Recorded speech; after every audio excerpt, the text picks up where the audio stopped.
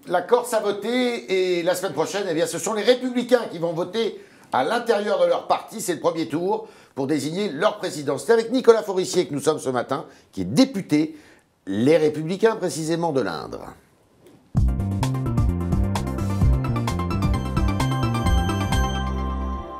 Nicolas Forissier, bonjour, bienvenue dans ces studios. Merci, bonjour. Alors la Corse, forte poussée nationaliste, ça c'est une chose. Deuxième chose, on voit quand même que les partis traditionnels, les Républicains, et puis aussi la gauche, sont complètement dans les choux, si vous me permettez l'expression. Un peu dans les choux, ils ont besoin de se reconstruire complètement. De toute façon, la période actuelle, c'est une période de bouleversement politique incroyable. On l'a vu ces derniers mois, on le voit ce week-end en Corse, il y a une très forte poussée des nationalistes.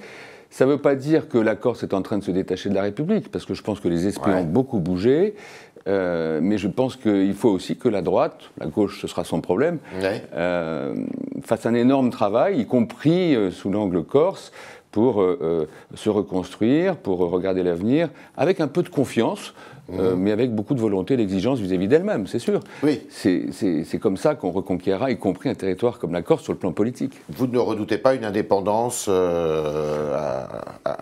je pense qu'il faut à court terme, en tous les cas. Ouais, je pense qu'il faut comprendre l'aspiration à avoir de l'autonomie. Je peux le comprendre, ça, mais je n'imagine pas une seule seconde que nos compatriotes corses veuillent quitter la République, qui, au fond, leur apporte énormément depuis toujours, et eux-mêmes ont apporté, on cite toujours Bonaparte, mais énormément à la République. Donc, moi, je n'imagine pas la France sans la Corse sans la France. Par contre, qu'il y ait une autonomie régionale, et c'est pour ça que la loi NOTRe a constitué cette collectivité unique, c'est évidemment une bonne chose, mais ça se fait avec des petits soubresauts politiques. Ma famille doit être exigeante avec la même. C'est vrai en Corse, mais c'est vrai sur le plan national. Il va falloir qu'on fasse un gros boulot de reconstruction, même si je pense que la droite, elle a toute sa place dans ce pays. D'accord. Eh bien justement, on va en parler. Donc, premier tour de l'élection pour vous choisir un président. Donc là, c'est pas du tout une élection ouverte comme ont pu l'être celle des primaires. C'est une élection où seuls votent les militants. Votre candidat favori?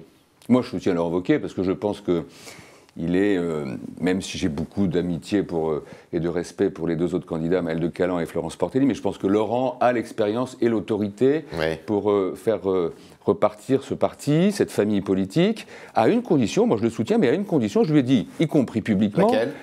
C'est qu'il faut absolument rassembler et il faut surtout avancer sur ces deux jambes. C'est-à-dire qu'il y a toute la thématique de la nation, de l'identité, de nos valeurs, pour résumer, auxquelles évidemment moi je suis très attaché. Simplement je le fais, comme je pense une très large partie du peuple de droite, avec un esprit sain, sans arrière-pensée, mais en même temps il faut absolument que notre famille politique ne donne pas le sentiment qu'elle est un peu recroquevillée sur elle-même, qu'elle se replie sur une démarche un peu souverainiste, entre guillemets, c'est peut-être pas le bon terme, mais qu'au contraire elle est aussi conquérante, qu'elle parle aux jeunes qui créent des start-up, qui se travaillent dans le développement durable, qui ont envie de faire autre chose. Qui sont dans la mondialisation, quoi. Qui sont dans la mondialisation, mais pas simplement pour réussir économiquement, mais aussi avec leur générosité. Je pense à mes enfants en particulier, en disant cela.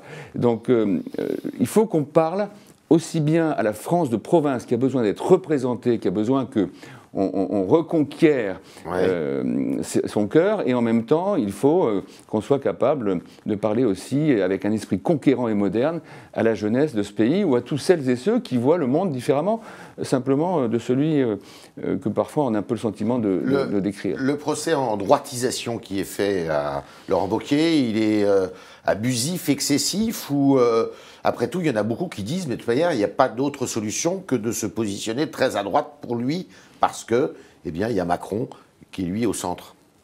Moi, je lui ai dit à Laurent, c'est d'ailleurs quelque chose que je répète régulièrement, attention à ne pas te laisser enfermer, parce que ça arrange beaucoup de monde aujourd'hui, effectivement, dans ce côté droite dure, entre guillemets, je ne sais pas trop ce que ça veut dire. Attention à ne pas te laisser enfermer dans cette idée qu'il y aurait une arrière-pensée à terme avec les appareils du Front National. Non. Je pense que ça, c'est extrêmement dangereux. Il faut parler à tous les électeurs, aucun problème, mais il faut qu'on le fasse de façon saine. Et pour ne pas se laisser enfermer dans ce côté un peu à droite, il faut qu'on soit aussi, qu'on mette de l'humanité, je dis souvent, qu'on mette de l'amour dans le discours qui est le nôtre, qu'on reconstruise notre famille politique, pas simplement en étant mordicus sur nos valeurs, elles sont importantes bien sûr, mais aussi populaire. En étant populaire, qui parle aux gens, qui parle à la France de tous les jours. Il est où votre électorat? Il est parti où votre électorat? Moi je pense que notre électorat, il est multiple. On ne parle pas à un électorat en particulier. On s'adresse aux Françaises et aux Français. Et il y a une chose qui est très importante à mon avis, et qu'on peut vraiment apporter une vraie réponse pour les années qui viennent, et la droite aura sa place dans la nouvelle donne politique, c'est que M. Macron, il part d'en haut.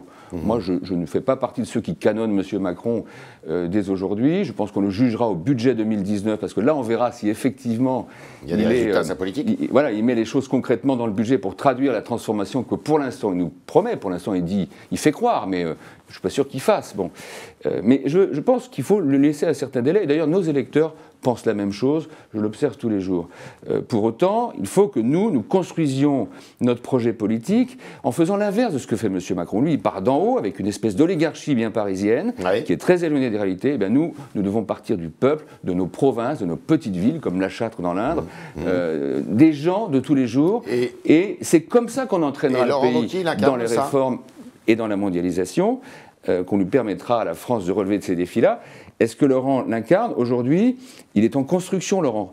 Des gens comme moi, j'espère, en tout cas modestement, pouvoir contribuer à l'aider à incarner ça de plus en plus. Alors les premières élections qui vont avoir lieu, là on a parlé des élections en Corse, il y a des élections chez les Républicains, mais les premières élections nationales qui vont avoir lieu, c'est les élections européennes. Est-ce que sur ce sujet qui est celui de l'Europe, eh bien la droite ne risque pas encore de se fracasser, sachant qu'il y en a qui sont plus ou moins souverainistes, alors que d'autres, eh bien, au contraire, sont très pro-européens à droite? Moi, je pense qu'il y a souvent des postures.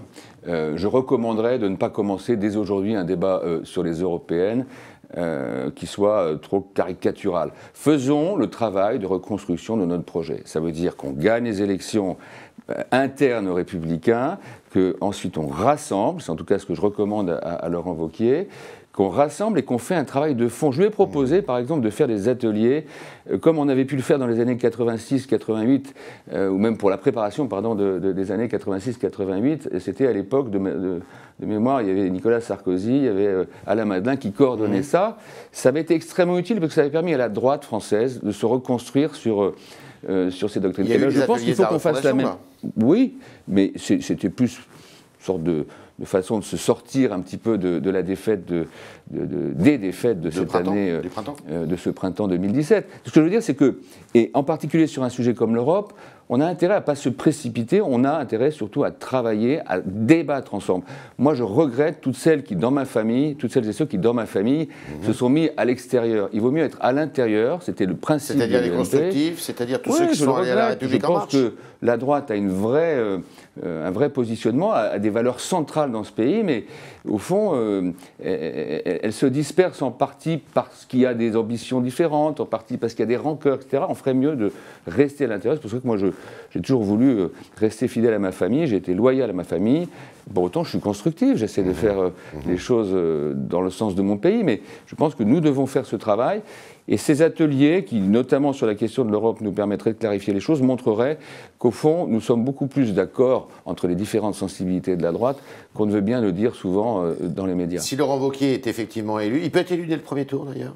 C'est pas impossible. C'est pas impossible. S'il est élu, vous lui suggérerez cette idée? Vous lui avez déjà dit? Je lui ai déjà dit, mais je le répéterai. D'accord. Moi, je suis là pour essayer d'aider avec d'autres et faire en sorte qu'on soit sain dans notre tête, conquérant, qu'on ne parle pas simplement à ce qu'on croit être la France profonde, parce que la France profonde, elle est beaucoup plus diverse, en fait, dans son analyse. Alors, vous êtes député. Quel rôle vous voulez jouer dans le futur parti des Républicains? Comment vous voulez que ça s'organise? Vous redoutez que ça soit un peu trop vertical comme organisation? Non, je ne sais pas si ce sera vertical. D'abord, on a des statuts, ils s'appliquent, il y a un certain nombre d'instances. Évidemment, des gens comme moi qui ont un peu d'expérience, qui, paraît-il, appartiennent à l'ancien monde, mais qui finalement ont envie de regarder vers le nouveau monde. Vous êtes revenu avec le nouveau monde. Oui, moi j'ai été battu en 2012, notamment. Et donc j'ai été réélu cette fois-ci, ce qui me donne un peu de légitimité. Mais et je dis ça très modestement, il y en a beaucoup d'autres. L'idée, c'est vraiment qu'on rassemble dans la famille les différentes sensibilités. on se rendra vite compte qu'en réalité, tout ce qui les unit est beaucoup plus important que les différences de sensibilité qui peuvent parfois donner le sentiment qu'il y a des divisions. Je pense que ça doit se faire autour du projet avant toute chose. Moi, je ne crois pas du tout que ce soit le moment de parler d'ambition ou de candidature, y compris par rapport aux européennes. On a bien le temps, on a 4 ans devant nous. Et il n'est pas impossible... Pas 4 ans, pour les européennes, c'est en 2019. D'accord, mais pour l'élection majeure, qui est celle de l'alternance, je l'espère, en 2022. Mais ce que je veux dire, c'est que il n'est pas impossible que la droite, au fond, en faisant ce travail d'organisation avec l'élection le 10 décembre prochain, et ensuite de projet très rapidement, s'entraîner, sans arrière-pensée, sans tabou, il n'est pas impossible que la droite retrouve toute la place qui est la sienne, ce rôle central, qu'on se sorte de cette espèce d'étau dans lequel on essaye de nous mettre entre la République en marche d'un côté, quelques partis complémentaires, et puis de l'autre côté, le Front National. On va voir que peut-être M. Macron aura vraiment besoin de nous un jour. Est-ce que le président qui sera élu des Républicains a vocation à être le candidat de votre camp, de votre parti, à la présidentielle en 2022? Je pense que c'est totalement prématuré de parler de ça. C'est pas Franchement, si on se lançait dans cette affaire-là, ce serait extrêmement négatif. On a vraiment besoin de faire un travail de réorganisation. Ça passe entre parenthèses par les fédérations qu'il faut faire repartir, à qui il faut donner plus de moyens. Et deuxièmement, on a surtout besoin de faire un travail de projet fondé sur nos valeurs, mais conquérant, généreux, humaniste. Voilà ce que je souhaite. Et qui part de la base, donc. Et qui part de la province pour faire, évidemment, l'inverse de ce que M. Macron est un peu en train de faire en ce moment, malheureusement. C'est un jacobin invétéré, Macron? Je ne sais pas si c'est un jacobin. Je pense que c'est des... Je pense qu'il y a une classe dirigeante qui part d'en haut et qui dirige ce pays depuis très longtemps, qui lui fait la morale, qui lui donne des leçons, qui prend des mesures, qui se maintient au pouvoir à coup de petites taxes, qui est très éloigné de la province, et je pense en particulier du monde rural. La ruralité, que je connais bien, a un énorme déficit d'amour aujourd'hui, si je puis dire, depuis le monde parisien et politique en particulier. Il faut que nous, la droite, nous soyons les avocats de ce monde-là. Parce que c'est en entraînant ce monde-là, la province, les gens de tous les jours, le monde rural, les artisans, les commerçants, qu'on fera partir ce pays vers l'avenir et vers la mondialisation en bonne santé. C'était les premières réponses de Nicolas Forissier qui maintenant va vous répondre à vous, chers internautes, avec Valentin Pilate qui nous a rejoint dans le studio.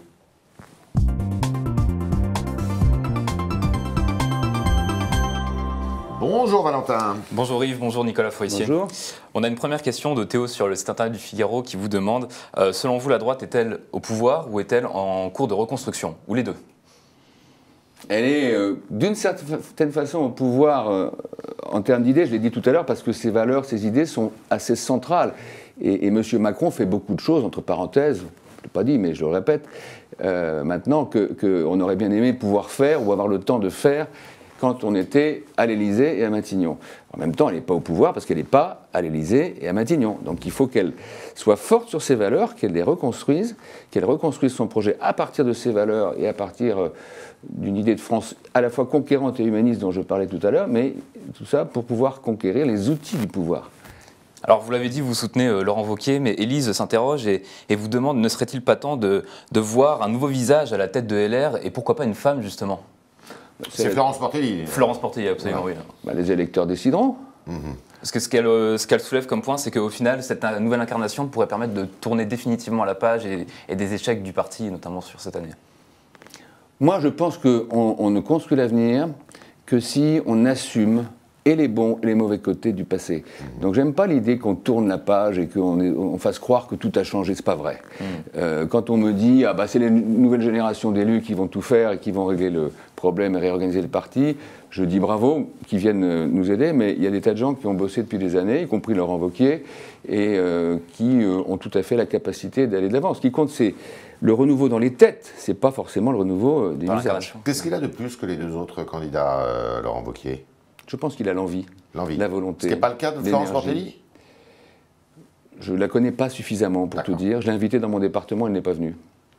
Peut-être faute de moyens aussi. J'en sais rien. Le maire de Calan vient la semaine prochaine, où sera représenté par son lieutenant principal. D'accord. On a un commentaire de Gérard sur Facebook qui nous dit « Il n'y a que le FN qui dit la vérité sur la France ». Est-ce que vous pensez, autrement dit, qu'aujourd'hui, les extrêmes sont les partis qui sont les plus audibles, aujourd'hui, qui sont vraies forces d'opposition? Ils donnent le sentiment qu'ils sont audibles parce qu'ils parlent très fort, qu'ils utilisent des slogans et des choses, des idées très simplistes, mais ils ne disent pas la vérité en disant ça, parce que la vérité, elle est complexe. Autre question? Ouais, on a une question de Michel, toujours sur le Figaro.fr. Faut-il donner l'indépendance aux Corses ou au final, est-ce que c'est vraiment réalisable? Cette indépendance est-elle vraiment plausible si vraiment elle devait être amenée à s'engager? Je l'ai dit tout à l'heure, moi je pense qu'il faut entendre le souhait des Corses, mais c'est pareil sur la question de la Nouvelle-Calédonie, entre parenthèses, d'avoir de l'autonomie. Mais on voit bien aussi que les Corses, et je pense que c'est la même chose pour les Néo-Calédoniens, souhaitent au fond rester dans la République, parce qu'ils savent trop ce que la République leur apporte. Et encore une fois, parce qu'eux aussi ont apporté des choses à la République. Donc les choses sont beaucoup plus nuancées que ça. Autonomie, oui, je ne pense pas qu'on ait les moyens de toute façon d'aller vers l'indépendance. Dernière question. Oui, une dernière question, toujours de Flo, et sur le même sujet, est-ce que vous pensez que le Brexit et la Catalogne, ça a créé une sorte d'effet qui conforte ce voie indépendantiste en Corse? Non, le sentiment que j'ai, c'est que le Brexit, comme l'affaire catalane, c'est un peu la manifestation que dans un monde qui est totalement global, on essaie de retrouver... il y a deux choses. On essaie de retrouver son intégrité, ses racines nationales ou régionales, etc. Mais il y a aussi une espèce de mouvement, et ça c'est plus inquiétant, un peu égoïste d'un certain nombre de peuples ou de régions ou de provinces qui se disent nous on est riches, on n'a pas besoin de payer pour les autres. Et ça c'est dangereux, c'est pour ça qu'il faut que les États, et notamment la question européenne sera très importante là-dessus, s'en préoccupent et ça fait partie du projet européen pour les années qui viennent. Pour les années qui viennent. Voilà, c'était le talk de Nicolas Forissier. Merci de vos réponses. Merci beaucoup. Merci Valentin, et puis à demain pour de nouvelles aventures.